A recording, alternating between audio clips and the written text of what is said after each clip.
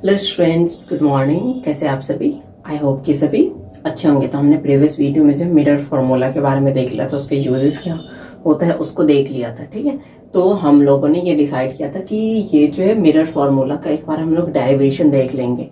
तो आज का हमारा यही टॉपिक है कि हम लोग कैसे डिराइव करेंगे अपने मिरर फार्मूला को। ठीक है, तो अगर आपने प्रीवियस वीडियो नहीं देखा है तो जरूर से जाके प्रीवियस वीडियो देख लीजिएगा। लिंक जो है वो डिस्क्रिप्शन में दे रखा है। तो चलिए आज का हम लोग अपना टॉपिक शुरू करते हैं।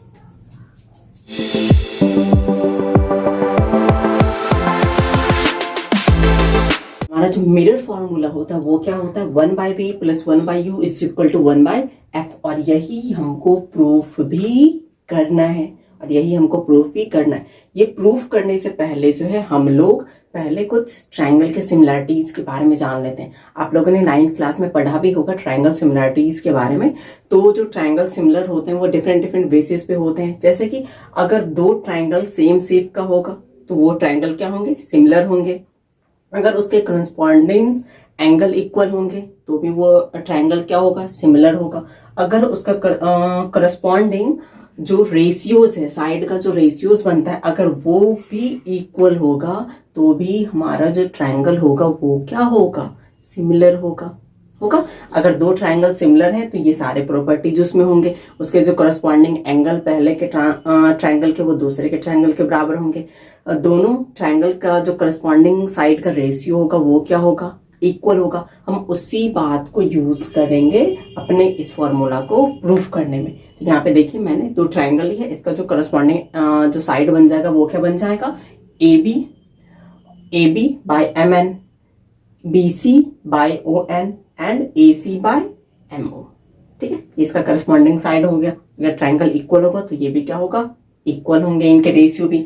साथ ही साथ जो इनके करस्पॉन्डिंग एंगल्स होंगे वो भी क्या होंगे, इक्वल होंगे। मीन्स ये एंगल, ये वाला एंगल जो है वो इस एंगल के इक्वल होगा, ये वाला एंगल जो है इस वाले एंगल के इक्वल होगा, और ये वाला एंगल जो है इस वाले एंगल के इक्वल होगा। सेम है, एंगल A एंगल M के इक्वल है, एंगल B एंगल N के इक्वल है, and angle C angle O के इक्वल है। इसको हम लोग बोलते हैं AA सिमिलरिटीज।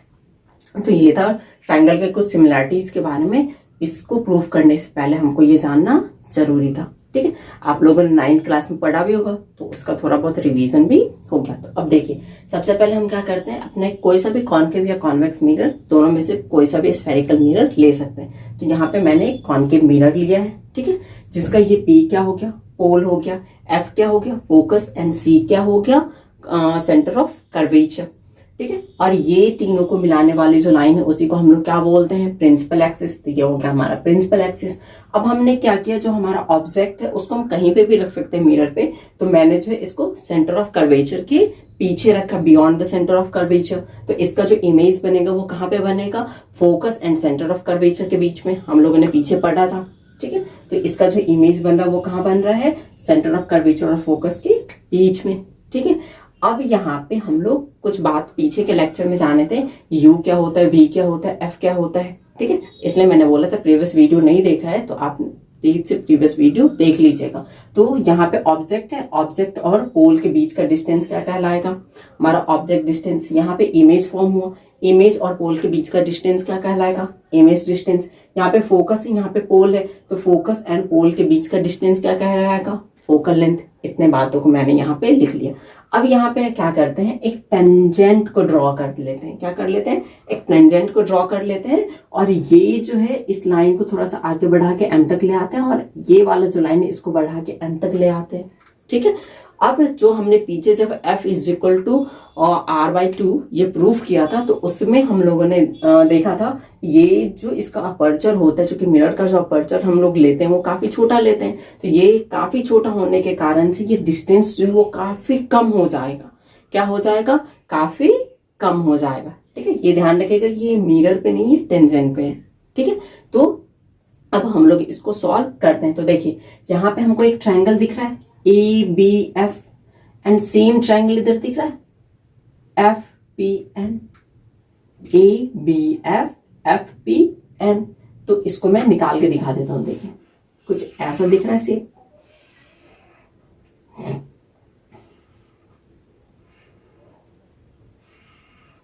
दिख रहा है ना, ये भी राइट एंगल है, ये भी राइट एंगल है, मतलब ये दोनों एंगल आपस में इक्वल है। अगर एंगल आपस में इक्वल है, साथ ही साथ यहाँ पे देखिए, यहाँ पे बनने वाला एंगल और यहाँ पे बनने वाला एंगल, ये दोनों कौन सा एंगल हो जाएगा, वर्टिकली अपोजिट एंगल। और वर्टिकली अपोजिट एंगल क्या होते हैं, इक्वल होते हैं। इसका भी हम लोग यूज करेंगे, इसका नेम दे देते हैं क्या, A B F, F P N. तो अब यहां से हम लोग लिख सकते हैं, सबसे पहले हम यहां पे लिख लेते हैं, now we consider in triangle ABF and triangle FPN। इसमें हमको क्या मिल रहा है, ये angle B and angle P क्या बना रहे हैं, 90 डिग्री। तो इसको हम लोग लिख लेते हैं, angle ABF is equal to angle FPN। FPN ये क्या हो जाएंगे, 90 डिग्री है, इसलिए दोनों इक्वल हो जाएंगे। अब नेक्स्ट पे चलते हैं, हमने यहाँ पे देखा था ये दोनों वर्टिकली अपोजिट एंगल है, और वर्टिकली अपोजिट एंगल क्या होते हैं, इक्वल होते हैं। तो इस बातों को भी लिख लेते हैं, क्या एंगल बन जाएगा, AFB। तो यहाँ पे लिख लेते हैं, AFB is equal to angle PFN। PFN ये इक्वल क्यों होंगे, क्योंकि ये क्या है, वर्टिकली अपोजिट एंगल है, वर्टिकली अपोजिट एंगल है। अब दो एंगल इक्वल है तो अब ये जो है, मतलब जो हमारा ट्रायंगल है वो ए सिमिलैरिटीज को फॉलो कर रहा है, ट्रिपल ए सिमिलैरिटीज को फॉलो कर रहा है। मतलब इनका जो रेशियो होगा, इनका जो साइड का रेशियो होगा, करस्पॉन्डिंग साइड का रेशियो, वो भी क्या होगा, इक्वल होगा। तो यहां से हम लोगों को क्या पता चला, यहां से हम लोगों को पता चला ए बी किसके इक्वल हो जाएगा, sorry A B by P N, A B by P N is equal to, ये किसके इक्वल हो जाएगा, ये हो जाएगा F B, F B by ये पी एफ होगा, इज इक्वल टू किसके, ए एफ अपॉन किसके, ये हमारा हो जाएगा सॉरी एफ एन के। तो खैर इसका हमको काम ही नहीं, काम इन्हीं दोनों का है। तो इसको हम लोग क्या कर दे रहे हैं, इरेज कर दे रहे हैं। अब इरेज करने के बाद देखते हैं, तो A B by P N is equal to, देखिए एफ बी कितना है, ये कुछ पता चल रहा है नहीं, लेकिन इतना पूरा ले ले तो क्या पता चल रहा है, ये पी बी क्या है हमारा, यू है, तो हम एफ बी को क्या लिख सकते हैं, एफ बी को हम लोग लिख सकते हैं P B minus P F, P B minus P F. इस पूरे को इतने में से घटा देते हैं, हो जाएगा, तो क्या हो जाएगा, पी एफ बाय पी, और ये पी एफ तो वैसे ही रह जाएगा।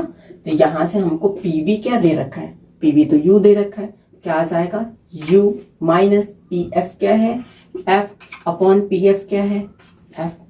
और इसको जो है हम लोग कंसीडर कर लेते हैं, ये इसका हाइट है, ये इसका हाइट है, तो इसलिए इसको हम लिख लेते हैं H naught by H I is equal to U minus F by F. ठीक है, इसको हम लोग कंसीडर कर लेते हैं इक्वेशन फर्स्ट।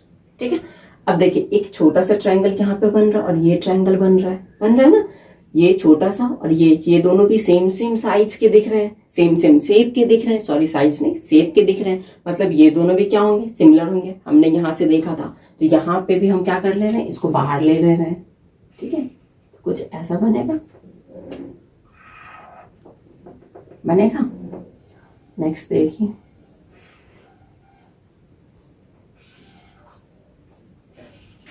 ऐसा बन रहा है, इसका नाम दे देते हैं, ये क्या है, एफ है, ये क्या है, पी है, और ये क्या है, एम है। ठीक है, ये क्या है, आई है, और सॉरी यहाँ पे जी है। ठीक है, तो ये जी है और ये एफ हो गया। तो सेम इसमें भी वही होगा, यहाँ पे 90 डिग्री बना, यहाँ पे भी 90 डिग्री बना, तो ये दोनों एंगल क्या हो जाएंगे, इक्वल हो जाएंगे। तो अब हम क्या लिखेंगे, now we consider in triangle GIF and triangle FPM होगा, FPM। तो यहाँ पे भी एंगल G और एंगल P इक्वल है क्योंकि ये 90 डिग्री का एंगल बना रहे हैं। सेम इसी तरीके से ये और ये क्या हो जाएंगे, वर्टिकली अपोजिट हो जाएंगे, तो ये दोनों भी क्या होंगे, इक्वल होंगे। ठीक है, कंफ्यूज मत होइए, यहाँ पे मैं दो दे रहा हूँ। ठीक है, तो अब इसको लिख लेते हैं। तो क्या हो जाएगा, angle IGF is equal to angle FPM होगा। FPM क्यों इक्वल होगा, क्योंकि ये राइट एंगल मीन्स 90 डिग्री के हैं। अब ये इसको भी लिख लेते हैं, एंगल, कौन सा एंगल, ये हो गया IF और G, IFG is equal to angle, कौन सा एंगल, ये वाला, इसका नाम क्या हो जाएगा, PFM। तो PFM ये दोनों इक्वल हैं। क्यों इक्वल है, क्योंकि ये वर्टिकली अपोजिट एंगल है, वर्टिकली अपोजिट एंगल है। अब ये दोनों भी वर्टिकली अपोजिट एंगल है, इसलिए इक्वल हो गए। तो हमारा जो ये दोनों ट्रायंगल होगा वो क्या होगा, ट्रिपल ए सिमिलरिटीज को फॉलो करेगा, और ट्रिपल ए सिमिलरिटीज को फॉलो करेगा मीन्स इसका भी जो करस्पॉन्डिंग साइड का रेशियो होगा वो भी क्या होगा, इक्वल होगा। तो क्या आ जाएगा, देखिए, सो क्या आ जाएगा, IG by MP is equal to, फिर GF is equal to FP is equal to IF is equal to FM। ठीक इसी तरीके से इसका भी कोई काम नहीं है, तो इसको हम लोग हटा देंगे। हटा देने के बाद हमारे पास क्या आ जाएगा, IG by MP is equal to, अब देखिए GF, फिर GF कुछ है नहीं है, लेकिन हम PG को लें और उसमें से FP घटा दें तो हमको GF मिल जाएगा। सेम बातों को यहाँ पे लिख देंगे, क्या लिख देंगे, ये पूरा, तो क्या हो जाएगा, PG माइनस, क्या माइनस करना है, FB, तो हमारे पास GF बच जाएगा। तो ये हो जाएगा PF बाय, और ये MP क्या है, सॉरी PF, और ये PF तो F ही है, तो इसको हम अभी यहीं पे लिख देते हैं। तो ये क्या आ गया हमारे पास, PG क्या आ गया, V minus F upon F आ गया। अब देखिए IG और MP, हमारा ऑब्जेक्ट क्या था, सीधा था, इरेक्टेड था, लेकिन जब इसका इमेज बना तो वो क्या हो गया, इन्वर्टेड हो गया। तो हमारा जो ये भी है वो क्या हो जाएगा, इन्वर्टेड हो जाएगा। ये वो जो हमने कंसीडर किया है, तो HI ऊपर आ जाएगा और HO नीचे आ जाएगा। सेम यहाँ पे हमारे पास क्या आ जाएगा निकल के, यहाँ पे आ जाएगा HI by H0 is equal to V minus F by F। इतनी बातें समझ में आई, ठीक, इतनी बातें समझ में आई। अब हम लोग आगे चलते हैं। तो देखिए अब हम लोग क्या कर लेंगे, क्योंकि हमको तो इसके इक्वल में लेके आना है, तो हमको क्या करना पड़ेगा, इन्वर्टेड करना पड़ेगा। तो हम इसको इक्वेशन सेकेंड मान लेते हैं और इसको इन्वर्ट कर देते हैं।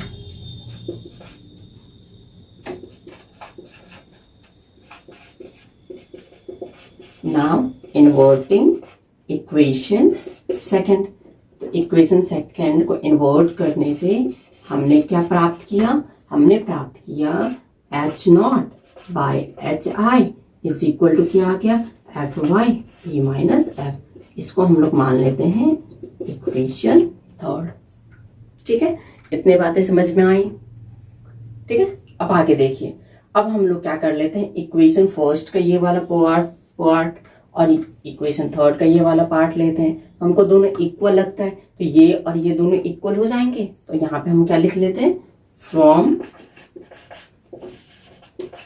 Equation first and equation second we get. हमने equation first and equation third से क्या पाया हमने u minus F by F is equal to F V minus F. ये प्राप्त किया ना हमने, u minus F by F is equal to F by V minus F. अब हम दोनों को क्या कर दे रहे हैं, क्रॉस मल्टीप्लाई कर दे रहे हैं। यहां पे लिख देते हैं क्रॉस मल्टीप्लाई। अब क्रॉस मल्टीप्लाई करने से हमारे पास क्या आ गया, क्रॉस मल्टीप्लाई करने से हमारे पास आ गया UV minus V F minus minus plus F square is equal to F square, sorry UV U F, sorry U F तो छूट ही गया, माइनस का U F is equal to F square. ये एफ स्क्वायर से ये F square cancel हो जाएगा, तो अब बचा क्या हमारे पास, यूवी इज इक्वल टू, अब इन दोनों को उधर लेके चले जाते हैं तो यू एफ और ये हो जाएगा प्लस वी एफ। ओके, इतना आ गया।